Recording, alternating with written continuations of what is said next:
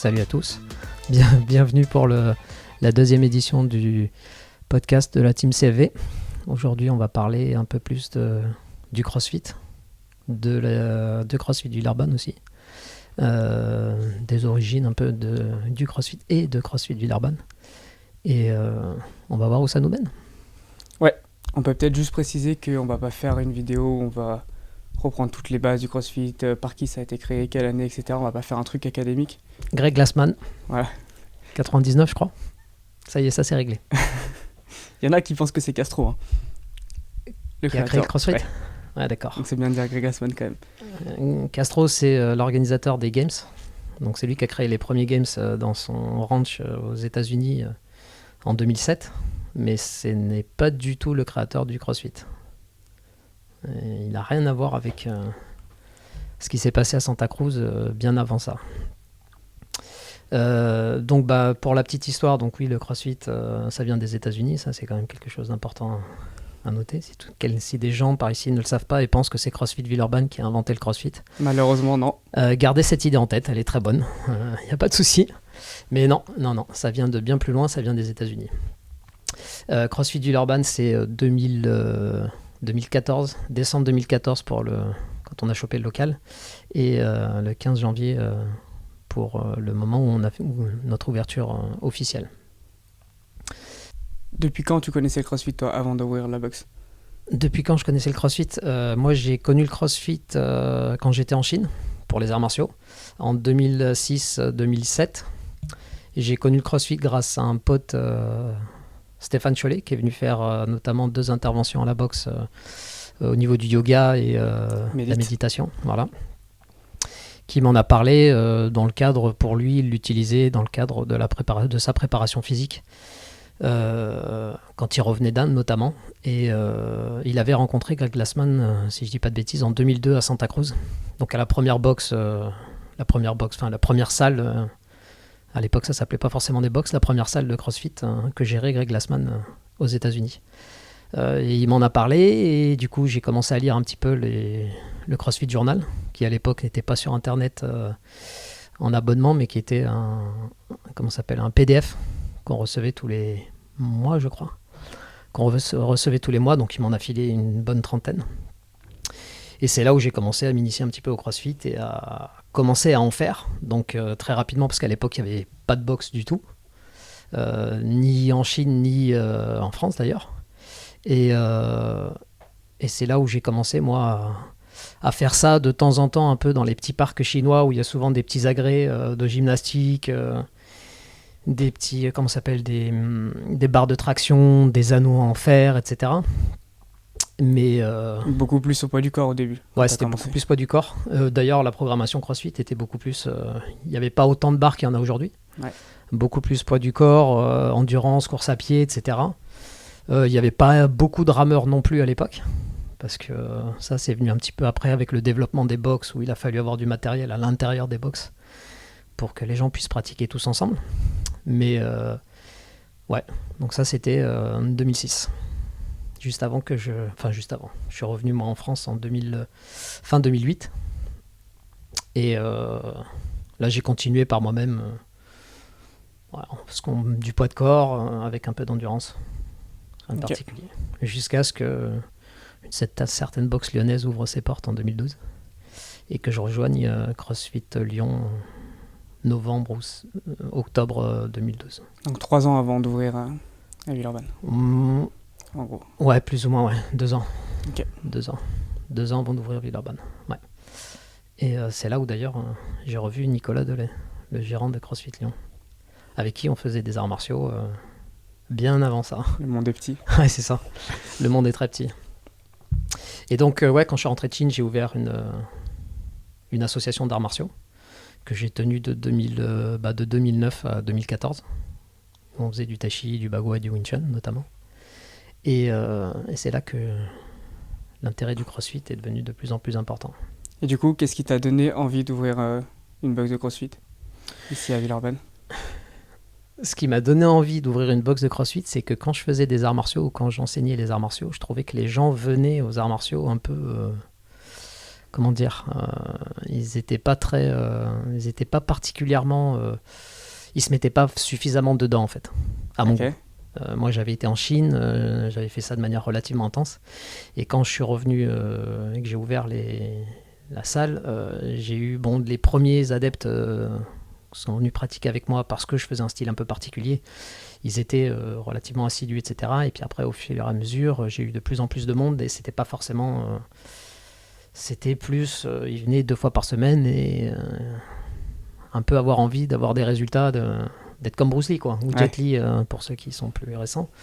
Et ça me dérangeait un petit peu. Ok. Ça me dérangeait un petit peu. Et à l'opposé, quand quand j'allais au CrossFit, etc., je retrouvais tous des gens qui allaient se mettre dedans, quoi, qui se posaient pas trop de questions, qui venaient pour 1 heure et qui se défonçaient et terminaient, quoi. Et ça fait une sacrée différence dans la mentalité, dans l'attitude des gens qu'on côtoie tous les jours, quoi. Ok. Et du coup, voilà, je me suis dit que ça pouvait être un peu plus fun de faire ça, et moi de pas avoir l'impression de pas forcément perdre mon temps, mais un peu de, comment on dit, de donner un peu des perles au cochon. Et ce qui est bien avec le CrossFit, c'est que les gens à CrossFit, ils se mettent très rapidement dedans, et quand ils se mettent dedans, ils sont pas là juste pour regarder ce qui se passe. Bien que aujourd'hui, on peut retrouver un petit peu ça, un peu plus qu'à l'époque. Plus qu'avant, ouais. Ouais, parce qu'à l'époque, en 2014, c'est tard, hein, mais à l'époque, en France, ça restait tôt pour le CrossFit. Les gens qui venaient connaissaient le CrossFit, savaient ce que c'était, ils voulaient faire du CrossFit. Ouais. Et donc, c'était pas des gens qui avaient vu juste un nom ou une émission, ou qui étaient passés devant une salle, qui se disaient qu'est-ce que c'est, etc. Et donc, pareil, hein, ils étaient un peu plus motivés que certaines personnes peuvent ne l'être aujourd'hui. D'ailleurs, je me souviens quand j'ai commencé le CrossFit, du coup, à l'ouverture de Villeurbanne, 2015, on n'était peut-être pas nombreux à la boxe, mais par contre, la majorité des gens venaient quasiment tous les jours, quoi. Ouais. Et on se mettait des sales séances. Ouais, voilà. Les gens venaient tous les jours, et puis souvent, les gens avaient déjà aussi un background un petit peu Ouais, c'est vrai. soit en haltéro, soit en gymnastique, ou c'était pas des gens qui venaient de nulle part et qui savaient pas trop pourquoi, ou qui venaient juste pour perdre du poids, quoi. Ouais. Donc ça, c'est un petit peu changé. La communication aussi, le CrossFit a changé là-dessus.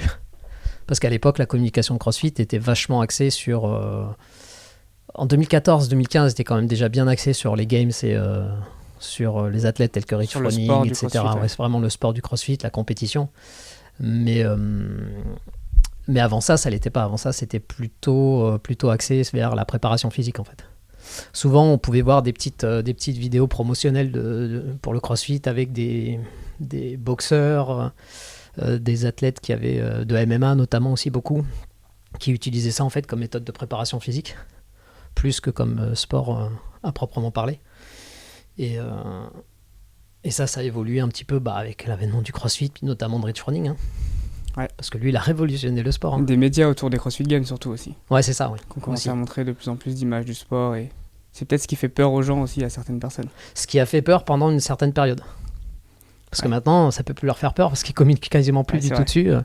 Sauf si on suit sur YouTube les personnes qui sont vraiment dedans. Maintenant, la communication CrossFit, qui est largement plus sur les personnes âgées, personnes en surpoids, etc. Et la promotion des gens qui ont perdu 50 kilos, etc. Et c'est pas forcément...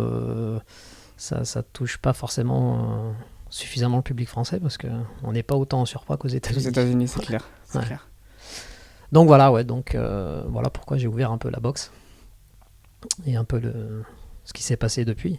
Et donc nous, on a évolué un petit peu au fil du temps et on s'est développé tranquillement. Et là,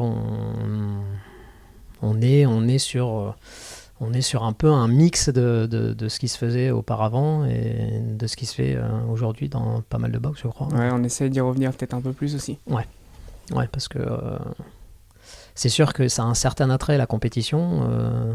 C'est très intéressant, mais c'est pas ce qui va toucher le plus de monde.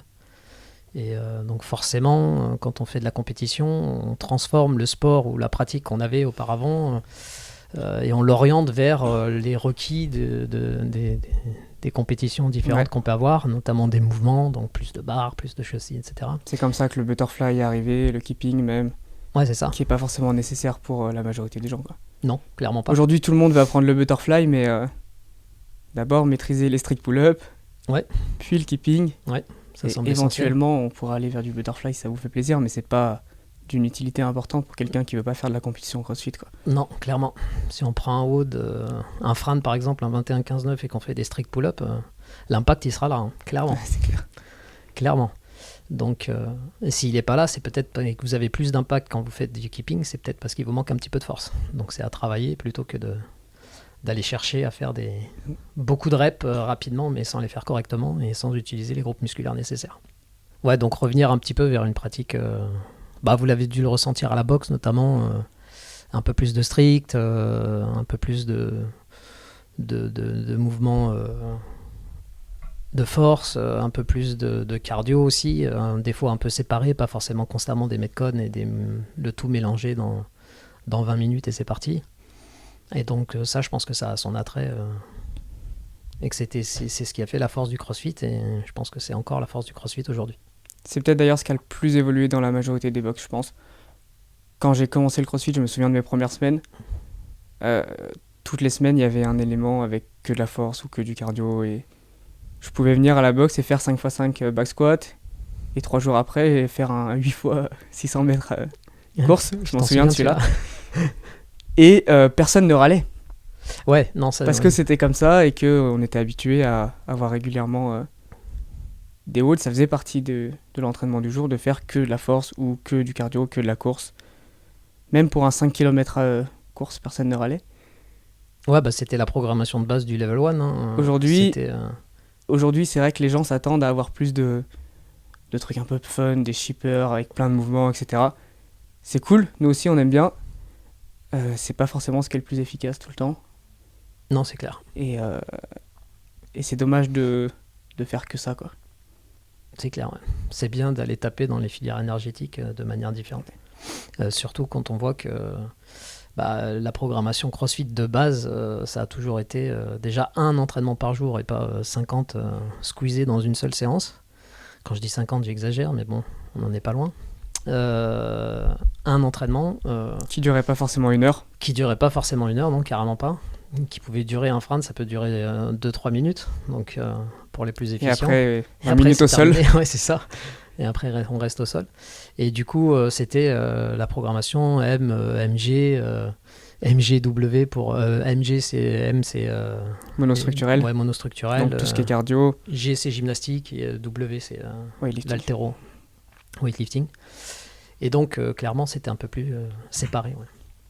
Mais avec sur certains jours. Ouais, sur certains jours. Donc chaque jour avait sa spécificité. Et avec l'avenue un peu des compétitions, on a eu tendance à rajouter de la force, et puis après le cardio, et puis éventuellement un metcon derrière. Et au final, tout le monde ne veut pas faire de la compétition. Et puis c'était beaucoup plus atteignable à l'époque aussi. Aujourd'hui, c'est clairement inatteignable pour 99,9% de la population. C'est clair que maintenant, ça ne suffit plus de faire juste le haut du jour si tu veux faire de la compétition, quoi. Ouais, ça c'est sûr. Donc il faut des choses en plus. Il faut passer plus de temps à l'entraînement. Il faut travailler beaucoup la technique, il faut travailler la force, il faut travailler des choses en spécifique, la gymnastique, l'haltéro, etc. Si on veut arriver au haut niveau, si on veut arriver dans l'élite, même si c'est pas international, au moins française, c'est ce qu'il faut. Alors que pour ceux qui veulent juste s'entraîner et être meilleurs dans leur quotidien, dans leur vie de tous les jours, ce qui est la base du CrossFit, la préparation à la vie de tous les jours, et éventuellement pour ceux qui ont d'autres activités sportives au sport, et un WOD par jour et un élément, le M, le G ou le W, ou les 3 mélangés aussi, ça peut être suffisant.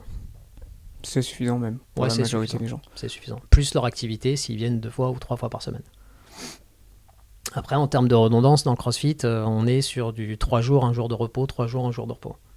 Ce qui a beaucoup changé, dû notamment à l'ouverture des box, où on est passé sur du 3 jours, 1 jour de repos, 2 jours, 1 jour de repos. Ouais, ou éventuellement pour certains 5 jours et 2 jours de repos le week-end pour ceux qui... Ouais. Parce que les box ne sont pas forcément ouverts tous les jours, les dimanches, etc. Donc les gens se sont un peu adaptés à ça. Mais si on regarde le site crossfit.com, il publie toujours 3 jours, 1 jour de repos, 3 jours, 1 jour de repos. Ouais.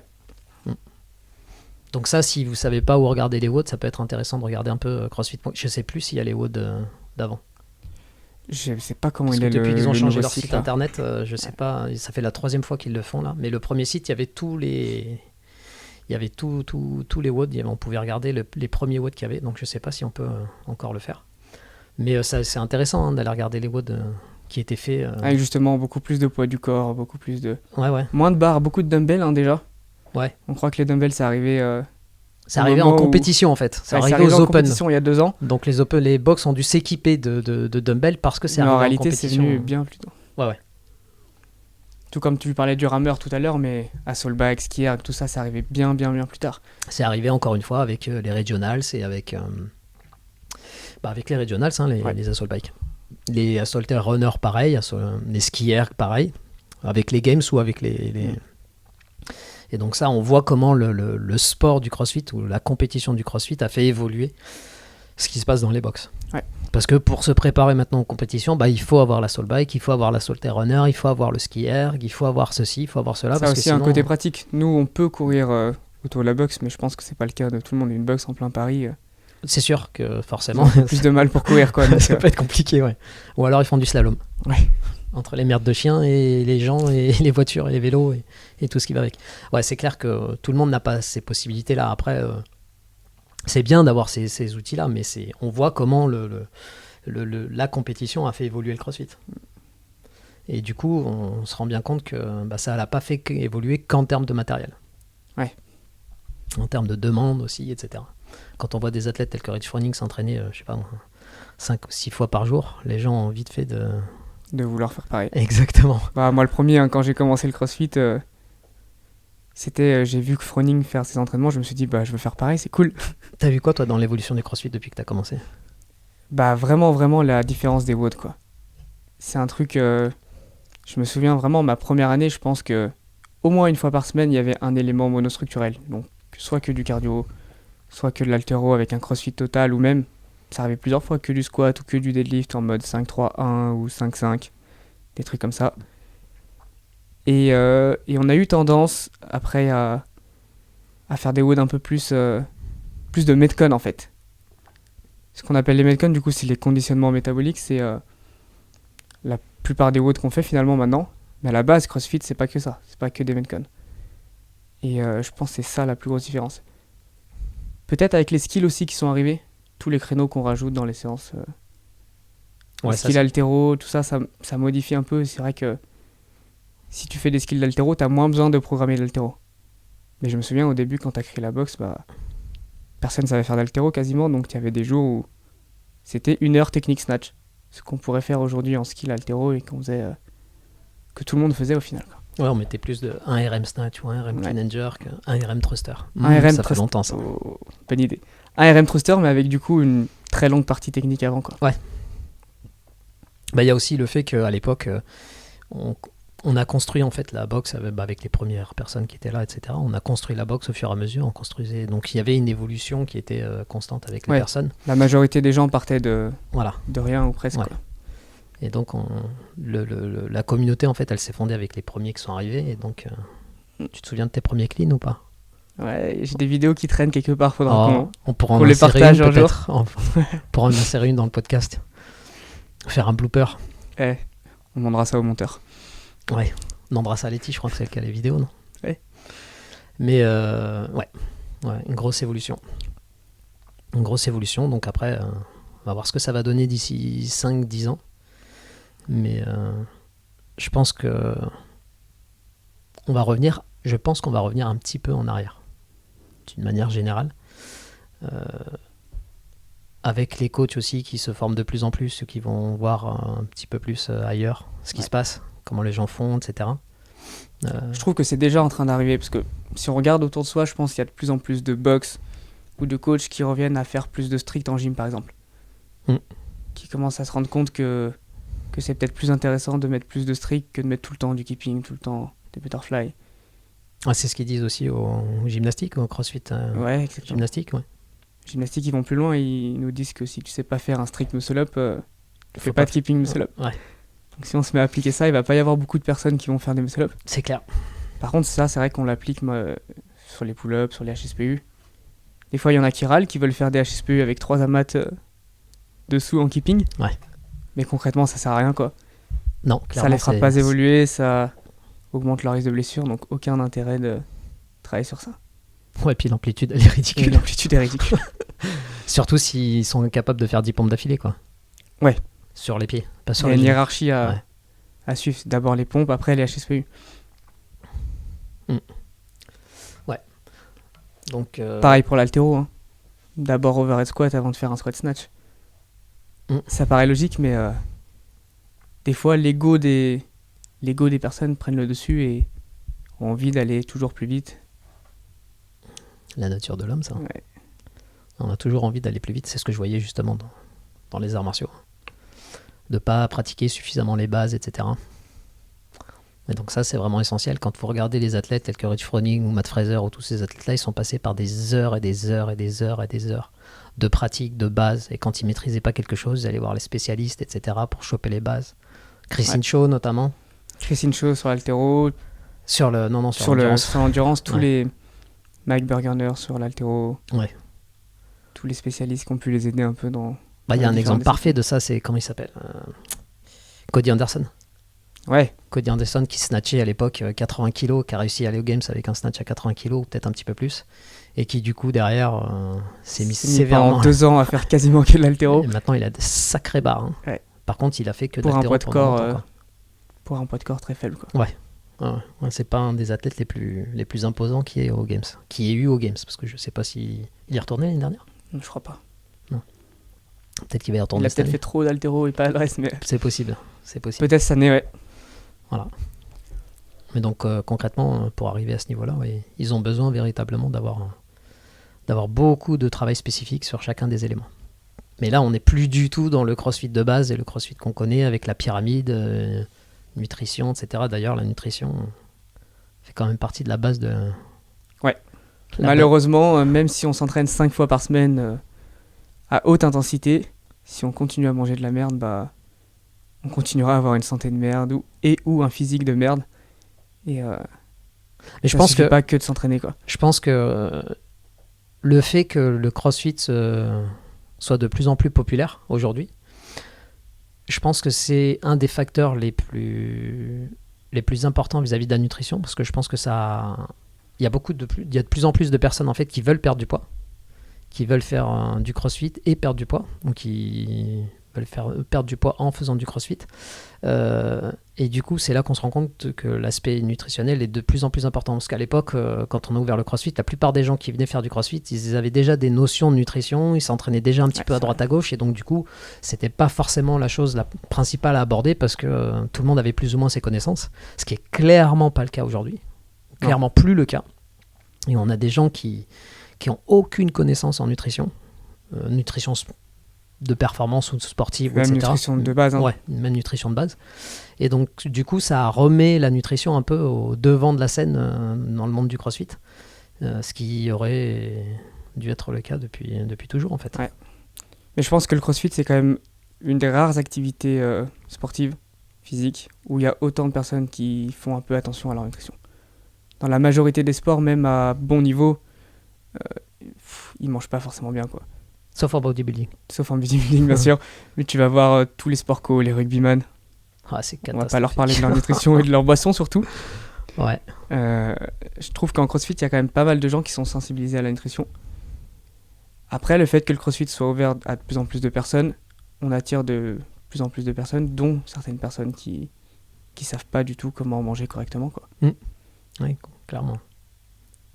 D'ailleurs, dans la définition de crossfit, en 100 mots, là, la toute première phrase parle de nutrition. C'est basique, manger de la viande, des légumes, quelques fruits, des noix, des graines, pas de féculents et pas de sucre, quoi. Peu de féculents et pas de sucre. Pas de sucre. Pas de sucre. La phrase clé, ouais. Ouais, c'est sûr que déjà, ça résume bien. Hein. D'ailleurs, on va peut-être lancer un petit séminaire sur... Ouais. Organiser un séminaire sur la nutrition, pour ceux que ça intéresse. On vous communiquera les infos. Un petit like pour ceux que ça intéresse. Ouais, c'est ça. Vidéo. On vous communiquera les infos à la box. Ouais. Donc, ce sera un séminaire en live. Et après, on fera peut-être une version podcast pour ceux qui n'auront pas pu être là. Mais ouais, on va organiser ça dans l'année. Ça fait longtemps qu'on en parle. Bah là, cette fois-ci, on va se lancer.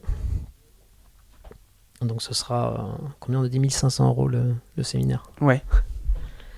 Donc ouais, ce sera un séminaire pour les membres de la boxe.